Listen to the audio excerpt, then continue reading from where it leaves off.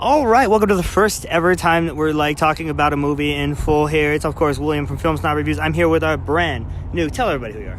Hi, this is the senior film critic Simone, talking for the first time. That's right, and she's here with us. We're going to talk about the wonderful Satoshi Kon movie, Perfect Blue, which we just saw a brand new dub for. Thanks to Fathom Events for putting that out. It's one of my favorite anime. What about you? Definitely one of my favorite anime, especially of Satoshi Kon's. Just such an amazing, impactful, iconic piece. Let's talk about, first and foremost, why you like it. Okay, why I like it? Yes. There's so much about it. Like, what can't you like about it, other than the dub, which I kept thinking all throughout. It's weak. Like, I could imagine, a larger studio, like what Disney did for Studio Ghibli, but other than the fact, like, so much of it translates that the dub could be even worse and everything would still carry on. It's just an incredible piece of work. Satoshi Kon is able to get so much expression through his work that a lot of other anime, for some reason, can't bring that. And it's like visceral. That's the word I was going to use. It's the visceralness of the imagery, and I'm going to go into that in a second here myself. And I agree with you. And it's just this is my second time watching it. First time in a theater. It was absolutely amazing. Like, the visuals are just so well composed. It's very well composed. It's gorgeous. It's got all these layers going on, and it melds beautifully together, and it's very psychological. That's like the number one way to describe it is psychological. I think Hitchcockian would be the best word. Definitely. Definitely. I think that's the word you would use. And as I mentioned to our other film critic, Merlana, who was in attendance, she couldn't make it. She's going to have some words for us here momentarily. It was her first time seeing the film, and the visceral got so visceral, we at one point heard her gasp. Specifically like that. It's a beautiful thing. That's the thing. Like, she was watching it for the first time. We'd already seen it, and it's just such a beautiful thing to see something impact someone like that. Yeah, to hear their reactions and to see her watch half the movie through her fingers is you didn't notice it because you weren't sitting next to her, but yeah, she was watching most of the movie through her fingers. Really? And I think that says everything you need to know about it. Yeah. I wanted to talk a little bit, and this is a huge theme about in the movie, is the duality in the film. There's a huge theme of duality, and I think that Kon goes back to that mentally a lot of the times. Most of the time, like, put in her place, and you're not exactly sure what's going on, and it's such an empathetic experience where you're like, who am I? Who is she? What the hell is going on here? Mm-hmm. Who are we supposed to believe? Exactly. What is really going on here? The mix of existential crisis with that duality sensibility really makes you as the audience kind of jump into Mima's skin while she's jumping completely out of it. Mm-hmm. You really feel that personal threat all throughout. Even though we don't know what the threat is or where it's coming from or what it really is. And I think, and we can go full spoiler here because I'll put it in the... When you find out that what is the threat, it doesn't hit you immediately. You wonder, and you're like, is it real? Did I really see that, or am I just imagining that? Which truth is this? Exactly. Yeah. So which plane of existence are we currently on? Whose truth is it? Exactly. Is it really, I keep forgetting her name. Mima. Like, whose truth are you? Like, is it really Mima's perspective that we're even seeing this through? Like, is it her agent that we're really seeing everything through? And it's just, it's frightening in that we don't know what's really happening. I think that one of the things it does well to cause that particular thing you're talking about is the usage of her acting in the TV show. Yeah. You don't know whether that's a shield for what's really going on with her or whether that's actually going on. Also, the repeated themes of waking up from a dream. Yeah. What's definitely, like, when people say they're going through a period of trauma, they describe it as like being in a dream. And you don't know what is really happening and what really isn't happening. And the whole time she's in this nightmare loop, it's a fever dream. You don't really know if this is really going on or not. And just these things keep happening over and over again. Reality collides and separates in different ways. You don't know if she's really playing a part or if this is real life, and it gets to the point where she doesn't know either.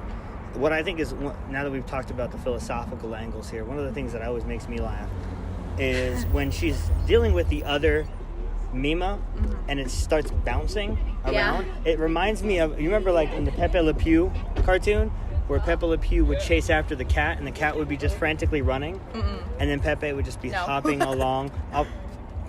And that's Mima when she's running through that stage after Ammonia.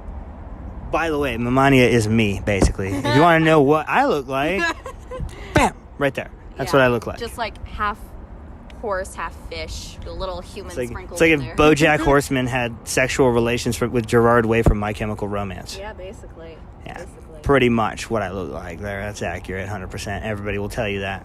And another, I'd like to go into specifically why it's impactful and why it gets a reaction out of you no matter what. Like if you see it in a theater, or if, for example, I saw it for the first time on my tiny laptop, I still got the same feeling over and over again. Why does it get that reaction for you? Why is it intense? And why is it terrifying? See, that's funny because the second time I saw it, which was the first time I'd seen the subbed version, was on my phone a few years ago. David and Lynch I know, and you know what? David Lynch can go S&D because I saw it, and I'm glad I saw it again, and it still works. It still works. Yeah. There's just this powerful realness. Now, obviously, it does date itself with the internet references a little bit, but at the same time, I think it also allows us to look at it from a certain angle. I don't know. You could look at it from that point of view from the time period it came out, but there was also this theme of being in a pressure cooker, of being in under all this pressure in public throughout all this change. Like the internet was a huge thing. I wasn't necessarily there to experience the She was not. internet. But everything you put on the internet is public. It's out there, and you're basically, anyone can get anything that you put out there, and the same thing goes. And they can get it even if you don't put it on there. Exactly. And in Mima's case as an actress, like everything she does is put out there, and she has no control over that. And it's kind of paralleling how the dawn of the internet impacts us as individuals, and how we had to learn to face that. I like that. Yeah. I think that those are definitely themes that are prevalent, and I think that there's a lot of things when you watch Perfect Blue and you look at it that have derived from it, that have taken from it, particularly, and we talked about this, Darren Aronofsky owns the rights to the film, just so he could use specific shots from it. We talked about the scene on the train, which he definitely used for Black Swan. Yeah. We talked about the scene in the bathtub, which Requiem for a Dream definitely Mima lifted is from. Screaming, and she's frustrated, and it's just all coming out of her, and she's naked and vulnerable. The same thing happens to Jennifer. What's her name? Jennifer Connelly. And it's it's great. You can definitely tell that he took a lot of inspiration for Black Swan. Yep. Which is another thing that I want to talk about in this kind of genre or showcase of the subject matter of women going through all these psychological changes while trying to pursue a career, and how it's different for women versus men in Hollywood or in this case Japan. Yeah, Japan. In that case, but I've always connected Perfect Blue to one of my favorite films ever, The Red Shoes, which is another film like Black Swan about ballet. Has a lot more dancing in it than this one does. Yeah, it does. But it's still about how dangerous it can be when you put yourself under that sort of change, and you're risking your sanity, basically, pursuing something that you want to do. You're putting yourself out there, and you're allowing your vulnerabilities to take hold. And when you allow your vulnerabilities to take hold, it sort of forms a gap in you, and that is where sanity can leak out of you. In the cases of Black Swan, and of Perfect Blue, of The Red Shoes, I think even like works such as Suspiria, it's more grounded in that it's terrifying. Yeah, definitely Suspiria. And by the way, the remake, looking forward to that. We'll see. I've seen some mixed things. I will enjoy the soundtrack. Thank you, Tom York. I love you. Where you're going with that, I like that you said that there's a lot of really tough scenes for women to watch in this. Oh yeah. Particularly the fake rape scene. Even though it's a fake rape scene, this is how good the movie is. It's fake, but even I got uncomfortable. Mm-hmm. I'm a man. I'm like, ooh. Yeah, like, it doesn't matter who you are. Yeah. It's not a fun thing to watch, even though it's simulated. It's still something that happens in real life, and it's when real life permeates fiction. And I think that knowing that it's still fake, it's still sucks. And you're still put in her place. Like, she's an actress. Mm-hmm. She has to put herself in that place.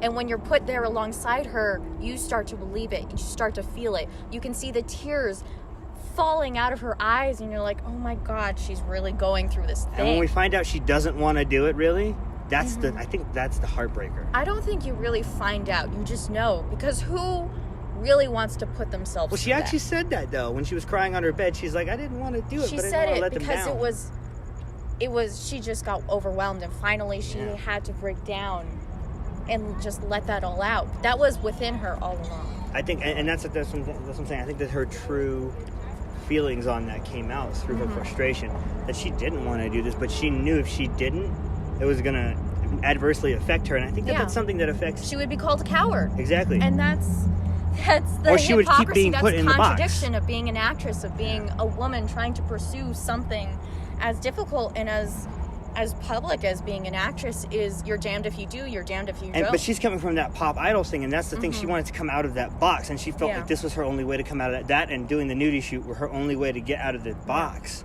By the way, I don't know, Cowboy Bebop fans out there, the photographer looks like Spike Spiegel with cross eyes. Yeah. He does. I'd also like to bring up another theme. How would you describe this as a coming of age? Here's the thing. She's 21. I think it's her breaking out of her late adolescence. Do you know what I'm saying? Like, she's still in a young mindset, but she's already 21.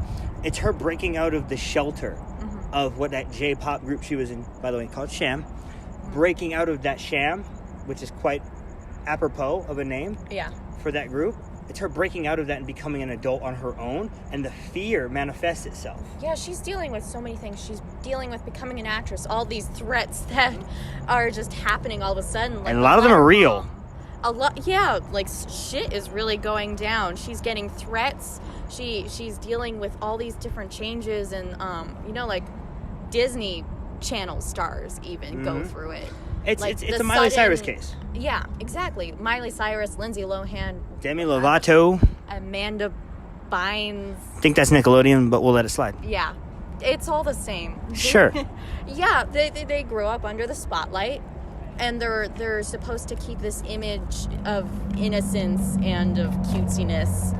And this whole thing. They're supposed to be these teeny bopper role models, and the thing is, they can't be role models because they don't even have role models themselves. They're humans, and they're put in a box. They're expected to be something, and then... So I guess we should be asking the inevitable question that Brad Pitt always asks: what's in that box? Lots of innocence. Lots of innocence. Bomb. Lots of innocence, yeah. Your wife's head. Sorry. Spoiler alert, for the people who haven't seen Seven. God, Shy. At the same time...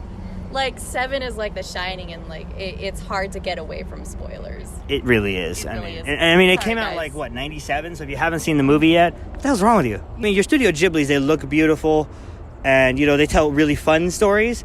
But there's a reality to everything Kon does, even down to his animation. Yeah. Because definitely, this animation looks like it's from 1998 because it is. But the thing is, it's so good looking that it still holds up. Yeah, that's another thing that I want to talk about. The remastering, whoever did it, good fucking job. It's fucking great. Okay, the soundtrack was on point. Like, it hit every beat, and it was really eerie. That score is fantastic. It's fantastic. Most movies won't make it. Good movies, they wouldn't have made it as far as they have without the score that they have. The same goes for here. Like, the score is eerie, and it just hits you over and over again. It reminds me, and I'm going to say this again, it's Hitchcockian. It's two notes. The two notes that spell doom through the whole movie. When something's about to happen and the shit's about to hit the fan, it's just ding ding. Everything about this film technically hits the nail on the head. It's just, it comes together so beautifully. And, Kon, he's up there in... Director heaven. thank you for this because it's a godsend. It really is. And I think that if you guys have not checked out his work, this is a good start point, but it's also a good end point. You can start anywhere in his filmography. I mean, if you're going to start with Perfect Blue, go ahead and do so. But also, Paprika's fantastic. Yeah. Paprika is amazing. It's really it good. Doesn't hit as hard psychologically on as many psychological... It's a lot more fun. It is a lot more fun, especially visually. You can get a lot from that. Another one of his fantastic pieces is Paranoia Agent. I knew you were going to go there. Yeah. It's fantastic. I wanted to touch on one thing real quick before we end this. Do you see a lot of his examples in modern, like, Japanese animation? And because I know that both of us have seen a Yuasa film this year. Masaki Yuasa, he did... Night is Short, Walk On Girl. Do you see inspiration in that? Ooh, I need to think about that. Because I saw Lou Over the Wall, also directed by Yuasa. Our review goes up today. Check it out, filmsnobreviews.com. She plug. Nice plug. Yes, well done. Our review went up today for that, and you gave that like an A. Oh, A+. And I gave Lou Over the Wall a B+. Because they're both really good. They both have a very not Ghibli style of animation. Oh, yeah. I wanted to talk to you. Do you see a little bit of inspiration there? And not thematically, of course, because thematically, there's no real... Yeah. Nothing comparison-wise. Animation-wise, more so. Not using that strictly Miyazaki formality to make your films. That's very difficult because they both have very I guess, in how they achieve reality and groundedness. Exactly, because from what I understand, how they deliver what that. You said about Nice Long Walk On Girl, there's a lot of surrealism. Night is Short.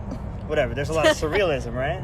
Well, Lou Over the Wall, there's a lot of, I'd say, dreamscaping with the water specifically, because Lou's able to control the water with just existing, because she's a mermaid. You know, bringing that up, Kon also deals a lot with dreamscapes and all this very surreal weird dude. Imagery, and he's still able to mesh it in with reality and what we deal with as individuals and as societies. And the filmmaker that you referred to deals with the same kind of thing, and they both deliver that successfully. I think so. And I think that, do you see any other examples in like the Japanese style of stuff that Kon would look at if he were around now and be like, yeah, that looks like me? Ooh. I don't really think so. I think he's It's, you know what I mean? I've been trying really hard to find stuff like Satoshi Kon's filmography, and it's really difficult to come back to that. You won't find anything like it. I just wanted to see if there was anything that you could think of, because I couldn't think of anything. As a director, as a visionary, as an artist, he's such a visionary. Yeah. There's a lot of shots in here, and I can't even count them all on both of my hands. How many ridiculously beautiful shots there are. Oh. What's your favorite shot in the whole movie? You can't ask me that question. I got to ask you, and you got to pick one. You get to pick one, and I'm going to put it right in front of what you say. Okay, so I'm trying to think back on my history with Perfect Blue. I didn't discover it. My friend, who, shout out, is my best friend ever, a wonderful person, Danny Chavez. Hi, I love you. She pointed it out to me. She's not watching this. I'll share the link with her. It's fine. Share the link with your friends and family. But she pointed this out to me back in high school. And showed me a trailer of the dub, and I heard all these squeaky ass voices, and I was like, I don't know about this, but I remember that the image that stuck with me was this creepy kind of little ballerina looking figure thing standing in front of a bus while this girl was screaming and she's about to get hit, and that brings up a lot of questions. So I guess is that your favorite shot? I can't say which shot is my favorite. You gotta pick one. As far as one that's stuck with me the longest, and has really carried me through into watching Perfect Blue, I guess I go with the shot where she's her doppelganger Rumi is standing in front of the bus, and she's believing that she is the pop idol, and she's extending her arms in front of the headlights, and you expect her to get hit, and all this different shit is happening. I guess I go with that. That's interesting. I like that. It has historical importance to me. That's the best I can do. Now, you're not going to believe this when I tell you. My favorite scene is when she discovers her fishes. No, you said shot. I know, I'm picking it right now. Okay. When she discovers her fishes are dead, we look from the behind the fish tank at her look. And her look is just this look of shock, but she's also like mad and pissed off. It's kind of devastation. Right. That her fishes are, I love that shot because it's true devastation on her face. Yeah. That her fishes, her only pets, are That's done. a good one. That's my favorite shot. Actually, did they even really die? They're dead, yeah. They were upside down. They were, but there was like two left. Okay. There's two left. Okay, those were the ones that were left. Yeah. And this happened right after, like the night of when she did her rape scene. Her rape scene. And the fish died. It really is devastating because she's trying to keep up this happy, peppy facade, not just for everyone else, but for herself. Like, everything's okay. She puts herself through she puts herself through fake, and I used air quotes there, mental torture, physical torture, and gets mentally tortured. Yeah. And physically hurt like, at the same time. Realistically, you can never come back from that, doing something like that. No, I think that the way, and again, it goes back to the way he shot the movie, it really freaking works. The way he shot that, a lot of quick cuts, a lot of looking around the room at ugly faces, and creepers. I think that was well done. What else do you have to say? I'm gonna give you another few minutes here to sign off with the audience and give them something, anything that you want to say about this movie. I just want to say that I think this movie is just it's a historical landmark as far as animation, as far as filmmaking goes. Satoshi Kon is an individual, and there's never going to be anyone else like him. R.I.P. R.I.P. So Satoshi Kon, he's an amazing filmmaker, and it's so sad that we lost him. But really, I just can't say how much I appreciate this, because it's a work of art, and there's no coming back from it once you see it. It's one of those movies where once you see it, you don't unsee it. You don't unsee it, and you can kind of feel it changing you.